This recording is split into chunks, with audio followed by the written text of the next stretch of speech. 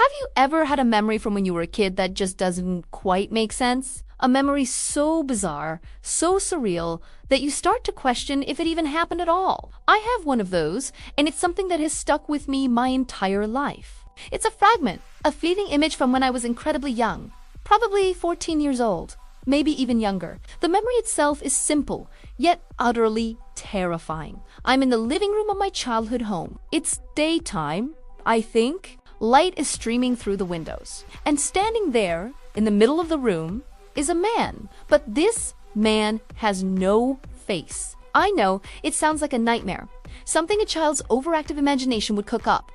But in my memory, it felt real. I wasn't dreaming. I was awake, and I was looking right at him. The most vivid part of this memory isn't just the sight of him, but what he was doing. He was communicating with me, not with a voice, of course, but with his hands. He was gesturing, signing, as if trying to tell me something important. I have no idea what he was trying to say. I was too small to understand and far too scared. All I remember is this overwhelming sense of pure, unadulterated terror. The kind of fear that roots you to the spot, but only for a second. The next thing I remember is pure instinct taking over. I turned and ran. I bolted out of that living room as fast as my legs could carry me, straight to the safest place I could think of. My older brother's room. I must have burst in, crying or screaming, because that's where the memory trail goes cold for me. I just have that image. The faceless man gesturing, and then the feeling of running for my life. For years.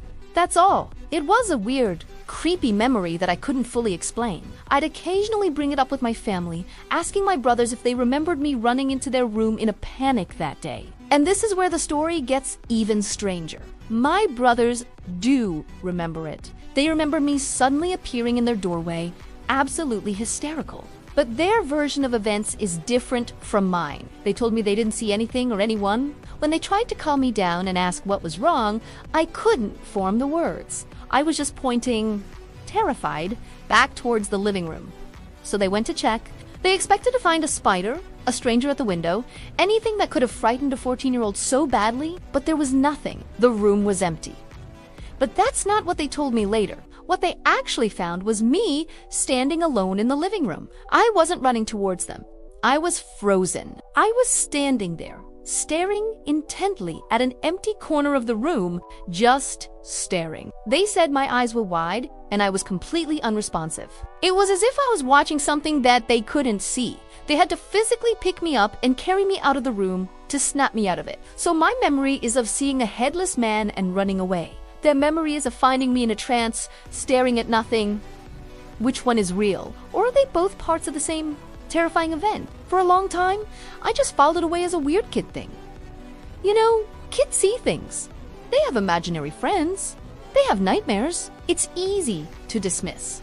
I tried to convince myself it was just a bad dream that had bled into my waking life. A hypnopompic hallucination, if you want to get technical, but it felt too real, too tangible, to be just a dream.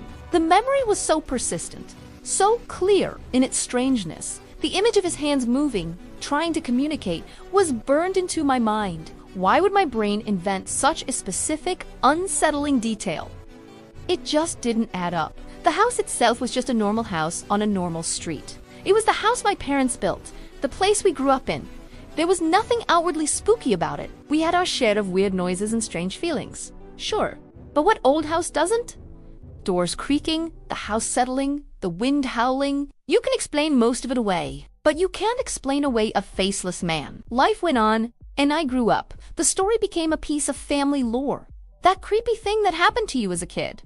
It was a spooky anecdote to share at parties, good for a little shiver and a nervous laugh. I almost forgot the pure, raw fear I felt. Almost. Then, years and years later, during a random family dinner, the topic of the house came up. We were reminiscing about building it, the whole process from the ground up. My dad was telling stories about the construction, the challenges they faced, the long days of work, and then he said something that made the blood run cold in my veins. He mentioned the very beginning of the build. When they were digging the foundations, the construction crew was excavating the land, clearing the way for the concrete, when they hit something unexpected. It wasn't rock, and it wasn't just dirt. My dad said they had to stop work for a while. The crew had unearthed what looked like a tomb, not just a single grave, but something more complex. He described it as a kind of underground corridor. When they looked inside, they found multiple bodies laid out on ledges along the sides of this narrow passage. It sounded like an old family tomb, or some kind of forgotten ancient burial site that had been lost to time. They had literally built our family home on top of someone else's. The authorities were called, the site was documented, and eventually the remains were removed and reinterred elsewhere with respect. Construction on our house then continued. My parents had never told us this before. I suppose it's not exactly the kind of story you tell your young children. Hey kids, sleep tight. Don't forget, we live on top of an old cemetery. It just wasn't something that came up. But as soon as my dad said the words, family tomb, a switch flipped in my brain. Everything clicked into place with a terrifying, resounding clang. That living room, that corner, I was supposedly staring at. It was directly above where they had found that underground corridor. Suddenly, my fragmented, nightmarish memory didn't seem so random anymore. Was the man I saw one of the people buried beneath our home? Was he trying to tell me something? Maybe he was telling me about his resting place. Or maybe he was just confused. A spirit disturbed by the construction. And the headless part, that's the detail that still haunts me the most. Was his head missing in death? Was it a representation of how he died? Or was it just how my 4-year-old mind chose to perceive something it couldn't possibly comprehend? A spirit so old, so faded, that parts of it were literally missing. I went back through the memory again, trying to see it with this new information. The man gesturing with his hands, was he trying to tell me to leave? Was he asking for help? Or was he simply trying to acknowledge my presence, the presence of a child who, for whatever reason, was able to see him when no one else could? Kids are often said to be more open to these kinds of things, their minds not yet clouded by skepticism and logic. Maybe I was just a receiver, tuned to the right frequency at the wrong time. The fear I felt as a child was real, but as an adult, it's been replaced by a profound sense of curiosity and a little bit of sadness. This new context changes everything. It's no longer just a creepy ghost story. It's a story with a foundation, literally. A story rooted in a real, documented discovery. It makes me wonder what else happened in that house that we all dismissed. The strange drafts, the misplaced items, the feeling of being watched. Were they all just mundane occurrences?